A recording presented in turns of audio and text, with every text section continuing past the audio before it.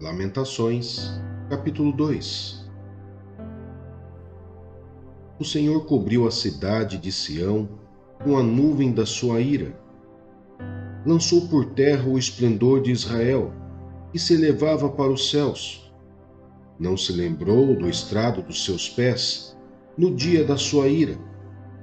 Sem piedade, o Senhor devorou todas as habitações de Jacó. Em sua ira, destruiu as fortalezas da filha de Judá. Derrubou ao chão e desonrou o seu reino e os seus líderes. Em sua flamejante ira, cortou todo o poder de Israel. Retirou a sua mão direita diante da aproximação do inimigo. Queimou Jacó como um fogo ardente e consome tudo ao redor. Como um inimigo, preparou o seu arco. Como um adversário, a sua mão direita está pronta. Ele massacrou tudo o que era agradável contemplar. Derramou sua ira como fogo sobre a tenda da cidade de Sião. O Senhor é como um inimigo. Ele tem devorado Israel, tem devorado todos os seus palácios e destruído as suas fortalezas. Tem feito multiplicar os prantos e as lamentações da filha de Judá. Ele destroçou a sua morada como se fosse um simples jardim. Destruiu seu local de reuniões. O Senhor fez esquecidas em Sião suas festas fixas e seus sábados. Em seu grande furor, rejeitou o rei e o sacerdote. O Senhor rejeitou o seu altar e abandonou o seu santuário. Entregou aos inimigos os muros dos seus palácios. E eles deram gritos na casa do Senhor, como fazíamos nos dias de festa. O Senhor está decidido a derrubar os muros da cidade de Sião. Esticou a trena e não poupou a sua mão destruidora. Fez com que os muros e as paredes se lamentassem. Juntos eles desmoronaram. Suas portas caíram por terra. Suas trancas ele quebrou e destruiu. O seu rei e os seus líderes foram exilados para diferentes nações, e a lei já não existe. Seus profetas já não recebem visões do Senhor. Os líderes da cidade de Sião sentam-se no chão em silêncio, despejam pó sobre a cabeça e usam vestes de lamento. As moças de Jerusalém inclinam a cabeça até o chão. Meus olhos estão cansados de chorar, minha alma está atormentada, meu coração se derrama, porque o meu povo está destruído, porque as crianças e bebês desmaiam pelas ruas da cidade. Eles clamam às suas mães: onde estão o pão e o vinho? Ao mesmo tempo em que desmaiam pelas ruas da cidade, como os feridos, e suas vidas se desvanecem nos braços de suas mães. Que posso dizer a seu favor? Com que posso compará-la, ó cidade de Jerusalém? Com que posso assemelhá-la, a fim de trazer-lhe consolo, ó Virgem, ó cidade de Sião? Sua ferida é tão profunda quanto o oceano. Quem pode curá-la? As visões dos seus profetas eram falsas e inúteis. Eles não expuseram o seu pecado para evitar o seu cativeiro. As mensagens que eles lhe deram eram falsas e enganosas. Todos os que cruzam seu caminho batem palmas. Eles zombam e meneiam a cabeça diante da cidade de Jerusalém. É esta cidade que era chamada a perfeição da beleza e a alegria de toda a terra. Todos os seus inimigos escancaram a boca contra você. Eles zombam, rangem os dentes e dizem: nós a devoramos. Este é o dia que esperávamos, e eis que vivemos até vê-lo chegar. O Senhor fez o que planejou, cumpriu a sua palavra, que há muito havia decretado. Derrubou tudo sem piedade, permitiu que inimigos zombassem de você, exaltou o poder dos seus adversários. O coração do povo clama ao Senhor. Ó muro da cidade de Sião, corram como um rio as suas lágrimas dia e noite. Não se permita nenhum descanso, nem dê repouso à menina dos seus olhos. Levante-se, grite no meio da noite, quando começam as vigílias noturnas. Derrame o seu coração como água na presença do Senhor. Levante para ele as mãos em favor da vida de seus filhos, que desmaiam de fome nas esquinas de todas as ruas. Olha, Senhor, e considera a quem trataste dessa maneira. Deverão as mulheres comer seus próprios filhos, que elas criaram com tanto amor? Deverão os profetas e os sacerdotes ser assassinados no santuário do Senhor? Jovens e velhos espalham-se em meio ao pó das ruas. Meus jovens e minhas virgens caíram mortos à espada. Tu os sacrificaste no dia da tua ira. Tu os mataste sem piedade. Como se faz convocação para um dia de festa, convocaste contra mim terrores por todos os lados. No dia da ira do Senhor, ninguém escapou nem sobreviveu. Aqueles dos quais eu cuidava e que eu fiz crescer, o meu inimigo destruiu.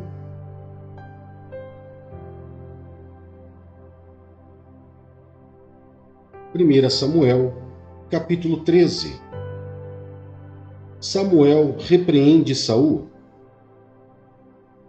Saul tinha 30 anos de idade quando começou a reinar, e reinou sobre Israel 42 anos. Saul escolheu 3.000 homens de Israel, 2.000 ficaram com ele em Micmás e nos montes de Betel, e 1.000 ficaram com Jonatas em Gibeá de Benjamim. O restante dos homens ele mandou de volta para suas tendas. Jonatas atacou os destacamentos dos filisteus em Gibeá, e os filisteus foram informados disso. Então Saul mandou tocar a trombeta por todo o país, dizendo: que os hebreus fiquem sabendo disto. E todo Israel ouviu a notícia de que Saul tinha atacado o destacamento dos filisteus, atraindo o ódio dos filisteus sobre Israel. Então os homens foram convocados para se unirem a Saul em Gilgal. Os filisteus reuniram-se para lutar contra Israel, com 3.000 carros de guerra, 6.000 condutores de carros, e tantos soldados quanto a areia da praia. Eles foram a Micmás, a leste de Bet-Aven, e lá acamparam. Quando os soldados de Israel viram que a situação era difícil e que o seu exército estava sendo muito pressionado, esconderam-se em cavernas e buracos, entre as rochas e em poços e cisternas. Alguns hebreus até atravessaram o Jordão para chegar à terra de Gade e de Gileade. Saul ficou em Gilgal, e os soldados que estavam com ele tremiam de medo. Ele esperou 7 dias o prazo estabelecido por Samuel, mas este não chegou a Gilgal, e os soldados de Saul começaram a se dispersar, e ele ordenou: tragam-me o holocausto e os sacrifícios de comunhão. Saul então ofereceu o holocausto. Quando terminou de oferecê-lo, Samuel chegou, e Saul foi saudá-lo. Perguntou-lhe Samuel: o que você fez? Saul respondeu: quando vi que os soldados estavam se dispersando e que não tinhas chegado no prazo estabelecido e que os filisteus estavam reunidos em Micmás, pensei: agora os filisteus me atacarão em Gilgal, e eu não busquei o Senhor. Por isso senti-me obrigado a oferecer o holocausto. Disse Samuel: você agiu como tolo, desobedecendo ao mandamento que o Senhor, o seu Deus, lhe deu. Se você tivesse obedecido, ele teria estabelecido para sempre o seu reinado sobre Israel. Mas agora o seu reinado não permanecerá. O Senhor procurou um homem segundo o seu coração e o designou líder do seu povo, pois você não obedeceu ao mandamento do Senhor. Então Samuel partiu de Gilgal e foi a Gibeá de Benjamim, e Saul contou aos soldados que estavam com ele. Eram cerca de 600. A desvantagem militar de Israel. Saul e seu filho Jonatas, acompanhados de seus soldados, ficaram em Gibeá de Benjamim, enquanto os filisteus estavam acampados em Miquimás. Uma tropa de ataque saiu do acampamento filisteu em 3 divisões. Uma foi em direção a Ofra, nos arredores de Sual, outra em direção a Bet-Horon, e a terceira em direção à região fronteiriça, de onde se avista o vale de Zeboim, diante do deserto. Naquela época, não havia nem mesmo um único ferreiro em toda a terra de Israel, pois os filisteus não queriam que os hebreus fizessem espadas e lanças. Assim, eles tinham que ir aos filisteus para afiar seus arados, enxadas, machados e foices. O preço para afiar rastelos e enxadas era 8 gramas de prata, e 4 gramas de prata para afiar tridentes, machados e pontas de aguilhadas. Por isso, no dia da batalha, nenhum soldado de Saul e Jonatas tinha espada ou lança nas mãos, exceto o próprio Saul e seu filho Jonatas. Jonatas ataca os filisteus. Aconteceu que um destacamento filisteu foi para o desfiladeiro de Miquimás.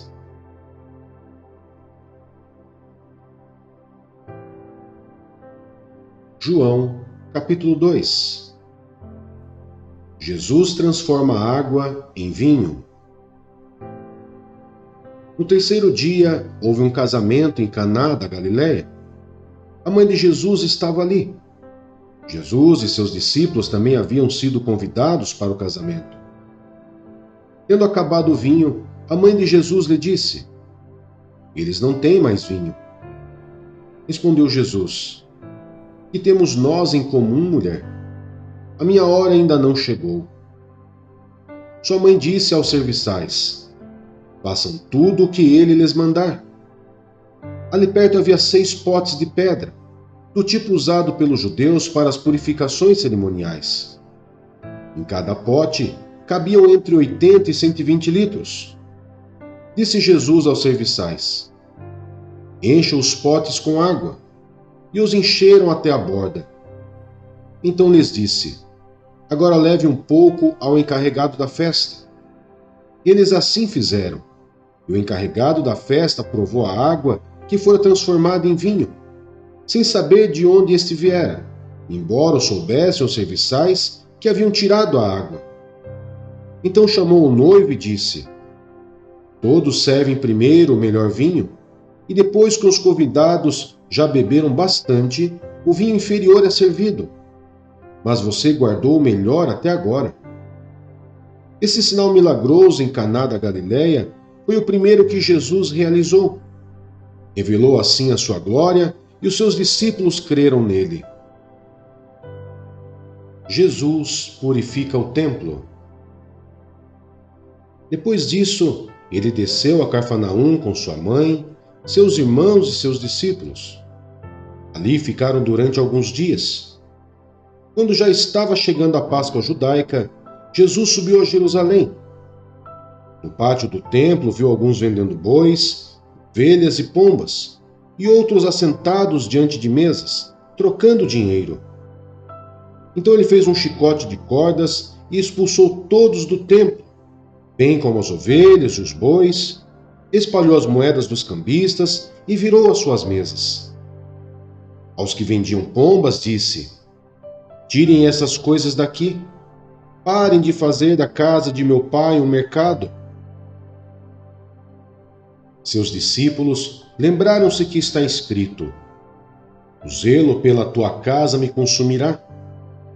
Então os judeus lhe perguntaram: "Que sinal milagroso o Senhor pode mostrar-nos como prova da sua autoridade para fazer tudo isso?"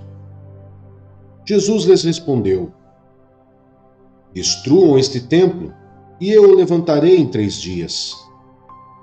Os judeus responderam: "Esse templo levou 46 anos para ser edificado, e o Senhor vai levantá-lo em 3 dias?"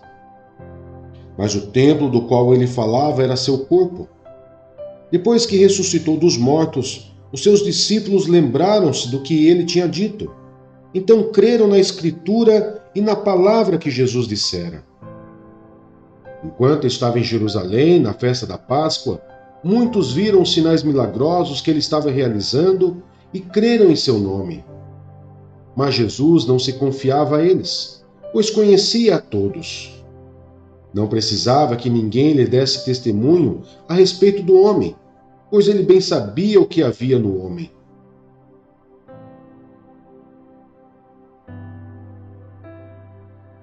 Romanos, capítulo 16. Saudações pessoais. Recomendo-lhes nossa irmã Febe, serva da igreja em Secreia. Peço que a recebam no Senhor, de maneira digna dos santos, e lhe prestem a ajuda de que venha necessitar, pois tem sido de grande auxílio para muita gente, inclusive para mim. Saudem Priscila e Áquila, meus colaboradores em Cristo Jesus. Arriscaram a vida por mim. Sou grato a eles, não apenas eu, mas todas as igrejas dos gentios. Saudem também a igreja que se reúne na casa deles. Saudem meu amado irmão Epineto, que foi o primeiro convertido a Cristo na província da Ásia. Saudem Maria, que trabalhou arduamente por vocês. Saudem Andrônico e Júnias, meus parentes que estiveram na prisão comigo. São notáveis entre os apóstolos e estavam em Cristo antes de mim. Saudem Amplíato, meu amado irmão no Senhor. Saudem Urbano, nosso cooperador em Cristo, e meu amado irmão Estaques. Saudem Apeles, aprovado em Cristo. Saudem os que pertencem à casa de Aristóbulo. Saudem Herodião, meu parente. Saudem os da casa de Narciso, que estão no Senhor. Saudem Trifena e Trifosa, mulheres que trabalham arduamente no Senhor. Saudem a amada Pérside, outra que trabalhou arduamente no Senhor. Saudem Rufo, eleito no Senhor, e sua mãe, que tem sido mãe também para mim. Saudem Assíncrito, Flegonte, Hermes, Pátrobas, Hermas e os irmãos que estão com eles. Saudem Filólogo, Júlia, Nereu e sua irmã, e também Olimpas, e todos os santos que estão com eles. Saudem uns aos outros com beijo santo. Todas as igrejas de Cristo enviam-lhe saudações. Recomendo-lhes, irmãos, que tomem cuidado com aqueles que causam divisões e colocam obstáculos ao ensino que vocês têm recebido. Afastem-se deles, pois essas pessoas não estão servindo a Cristo, nosso Senhor, mas a seus próprios apetites. Mediante palavras suaves e bajulação, enganam o coração dos ingênuos. Todos têm ouvido falar da obediência de vocês, por isso estou muito alegre, mas quero que sejam sábios em relação ao que é bom, e sem malícia em relação ao que é mal. Em breve o Deus da paz esmagará Satanás debaixo dos pés de vocês. A graça de nosso Senhor Jesus seja com vocês. Timóteo, meu cooperador, envia-lhe saudações, bem como Lúcio, Jasson e Sosípatro, meus parentes. Eutércio, que redigi esta carta, saudo vocês no Senhor. Gaio, cuja hospitalidade eu e toda a igreja desfrutamos, enviamos-lhe saudações. Erasto, administrador da cidade, e nosso irmão Quarto, envia-lhe saudações. Que a graça de nosso Senhor Jesus Cristo esteja com vocês todos. Amém. Ora, aquele que tem poder para confirmá-los pelo meu evangelho e pela proclamação de Jesus Cristo, de acordo com a revelação do mistério oculto nos tempos passados, mas agora revelado e dado a conhecer pelas Escrituras proféticas, por ordem do Deus eterno, para que todas as nações venham a crer nele e obedecer-lhe. Sim, ao único Deus, sábio seja dada a glória para todos sempre, por meio de Jesus Cristo. Amém.